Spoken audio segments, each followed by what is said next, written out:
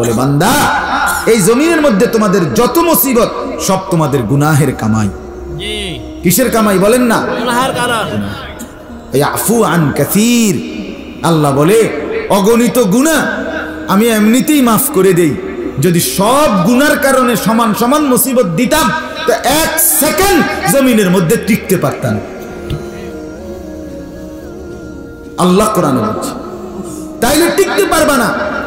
আমি মাফ তো করে দেই, ধরি না হাজারটা, ধরি না লক্ষ গুনাহ, মাঝে মধ্যে ধরি, মাঝে মধ্যে 1 কোটি গুনাহ, 1000 কোটি গুনার পরে আমি আল্লাহ তাআলা এই অল্প স্বল্প কখনো ঘূর্ণিঝড়, কখনো জলোচ্ছ্বাস, কখনো টর্নেডো, কখনো মহামারী, কখনো কাফের মুশরিকদের দ্বারা আক্রমণ করিয়ে থাকি, এই মুসিবত পেরেশানিতে ফেলি। আল্লাহ বলে তাও কেন?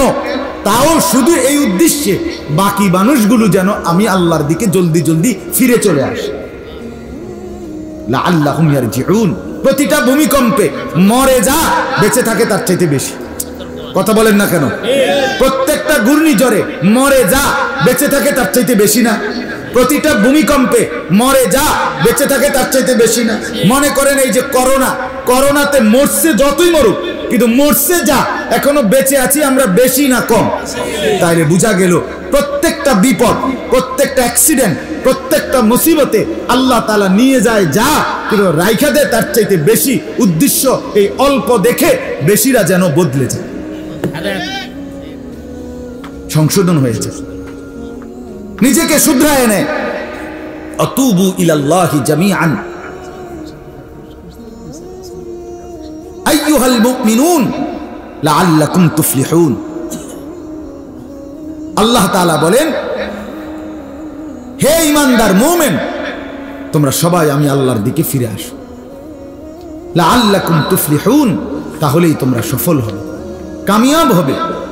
এজন্য আমি ধমকে হোক নরমে হোক শক্ত করেও বললাম, বাবা আপনারা মুরব্বীদের কাছে অনুরোধ, বাবারা অনুরোধ করছি, আপনারা আপনাদের জিন্দেগির হিসাব মিলান। আপনার স্ত্রীর নামাজ, আপনার ছেলে মেয়ের নামাজ, আপনার মেয়ের পবিত্রতা, আপনার মেয়ের চরিত্র, পর্দা পুশিদা, এটাই আপনার সংসার, এটাই আপনার সফলতা, এটাই আপনি কিছু করছেন। নয়তো শুধু খাট পালং আর সোফা, ফার্নিচার, নুনের বাড়ি, চায়ের কাপ, কাঁচের প্লেট, এগুলো পরবর্তী 20 বছর 10 বছরের মাথা কিচ্ছু থাকবে না, কিচ্ছু রাখবে না। 12 বছরের পরে আমার দাদার মৃত্যুর, আমার বড় জ্যাঠারে আমি বলছিলাম, জ্যাঠা আমার দাদা মারা গেছে 12 বছর হয়, আমার দাদার কোনো স্মৃতি আমনের ঘরে আসেনি, একটা নুনের বাড়ি। আমার জ্যাঠা বলছিল, কাইদা দিছিল যে না ভাতিজা, আমার জ্যাঠা এখনো বাইচা আছে, না ভাতিজা তোমারে দেখাইবার মতো তোমার দাদার কোনো স্মৃতি আমার ঘরে নাই। এর নাম দুনিয়া। এর নাম কি? দুনিয়া। এই সোফা যদি 1 কোটি টাকা দিয়েও বানায়, 1 লক্ষ না 10 লাখ টাকা দিয়েও বানায়, পরবর্তী 20 বছরের ব্যবধানে ফ্যামিলির সদস্যরা এটা ফেলে দিবে, বলবে ইডিয়ন চলে না। আরে তোর দাদায় বানাইছে, তোর বাপে কষ্ট করে বানায়, আর রাত বাপে বানাইলে বানাইছে, ইতানন চলে না, এমডিকে হালাই রাখুন। এর নাম দুনিয়া।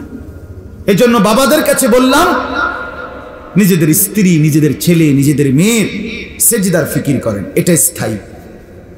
নামাজের ফিকির করেন, কোরআন তেলাওয়াতের ফিকির করেন, ওযু গোসলের ফিকির করেন, চেহারা সুরত পবিত্রতার ফিকির করেন, পর্দা পুশিদার ফিকির করেন। নারীর পর্দা এটা স্থায়ী, জান্নাত পর্যন্ত পৌঁছবে। আমার আপনার সেজদা এটা স্থায়ী, এটা আমাকে জান্নাত পর্যন্ত পৌঁছাবে।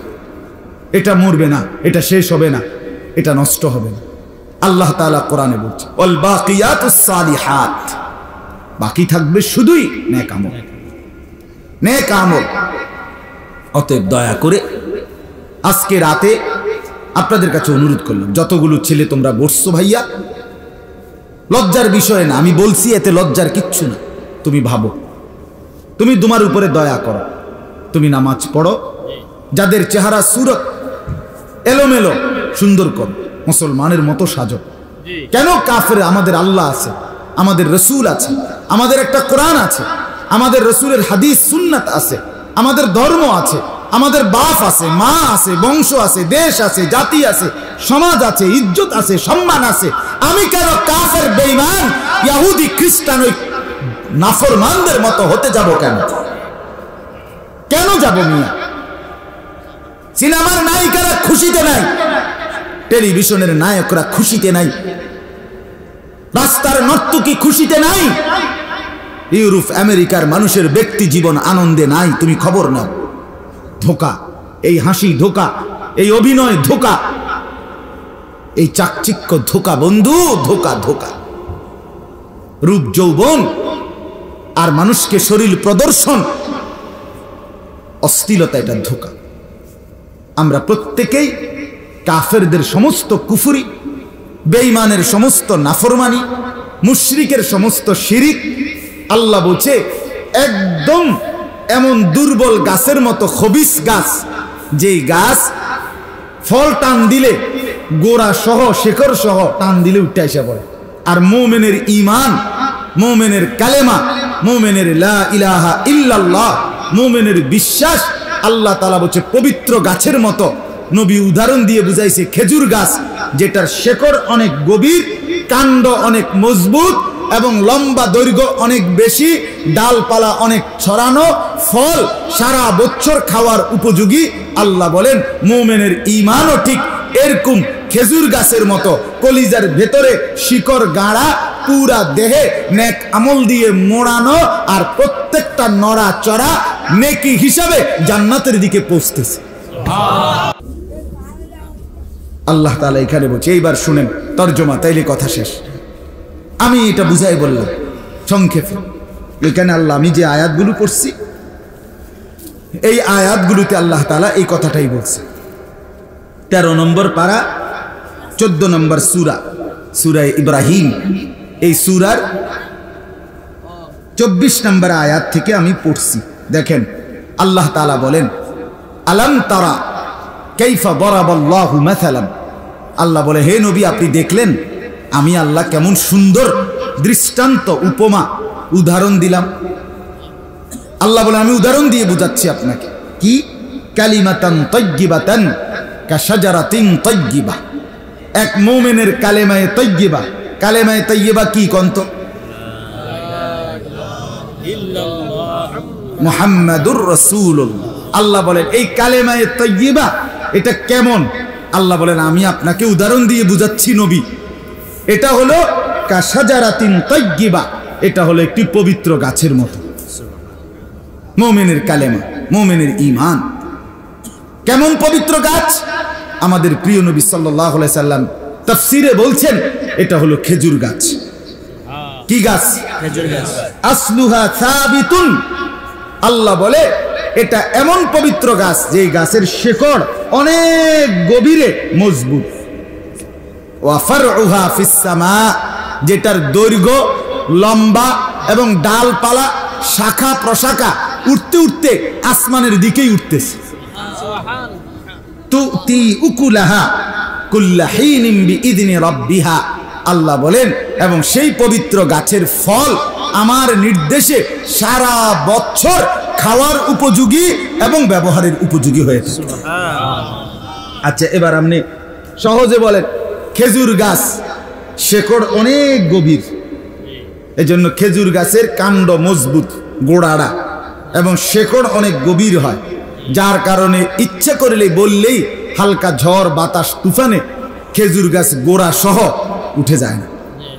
মুমিনের ঈমান খেজুর গাছের শেকড়ের মতো অনেক হৃদয়ের গভীরে, যার ফলে কাফের মুশরিকদের জুলুম, অত্যাচার, নির্যাতন, অব্যাহত নাফরমানের হাতছানি, গুনাহের আমন্ত্রণ, অশ্লীলতা, বেহায়াপনার ছড়াছড়ি, কোনো কিছুতেই মুমিন সুখে কিংবা দুঃখে, আনন্দ কিংবা বেদনায়, হতাশায় কোনো অবস্থাতেই সে ঈমান ছাড়ে না, কালেমা ছাড়ে না, আল্লাহকে ছাড়ে না। খেজুর গাছের মতো। 2 নাম্বার, খেজুর গাছের দৈর্ঘ্য, ডালপালা, শাখা প্রশাখা আসমানের দিকে, উপরের দিকে উঠতে থাকে। আল্লাহ তাআলা বলেন মুমিনের ঈমান গ্রহণ করার পরে যাবতীয় নেক আমল, ওযু, গোসল, নামাজ, রোজা, হজ, যাকাত, জিকির, তেলাওয়াত, দান, সাদাকা, উঠা বসা, হালাল হারাম মেনে চলা, সুদ, ঘুষ, মিথ্যা, চুরি, ডাকাতি, জিনা, ব্যভিচার, অশ্লীলতা, বেহায়াপনা এগুলো ছেড়ে দেওয়া, এমনকি নিঃশ্বাসে নিঃশ্বাসে ঢুকতে উঠতে বাথরুমের বাইরে, খাওয়ার আগে খাওয়ার পরে, ঘুমের আগে ঘুমের পরে সবকিছুতে মুমিন যখন আল্লাহর হুকুম মেনে চলে, তার প্রতি নিঃশ্বাস নিঃশ্বাস নেকি আসমানে উঠতে থাকে, জান্নাতে পৌঁছতে থাকে। 3 নাম্বার হলো খেজুর গাছের ফল। আপনারাও জানেন খেজুরই একমাত্র গাছ যে গাছের ফল মানে খেজুর সারা বছর শীত, গরম, রোদ, বৃষ্টি, বান, তুফান সর্বসময় খাওয়ার উপযোগী। সারা বছর খানা হয় কিনা বলে। আর কোন ফল এইভাবে টেকসই এত দীর্ঘ সময় মেয়াদি থাকে না। আপেল বলেন, মালটা বলেন, যাই বলেন, একমাত্র ফল কোনটা? খেজুর। আল্লাহ তাআলা ঠিক এটা বলছে, খেজুরের ফল খেজুর, এটা যেমন সবসময় ব্যবহার উপযোগী। মোমেনের 24 ঘন্টা পুরা হায়াত 1 মিনিটও বাদ যায় না। মোমেন হাসলেও নেকি, কাঁদলেও নেকি, উঠলেও নেকি, বসলেও নেকি, শুইলেও নেকি। মোমেনের পুরা হায়াত কামে লাগে।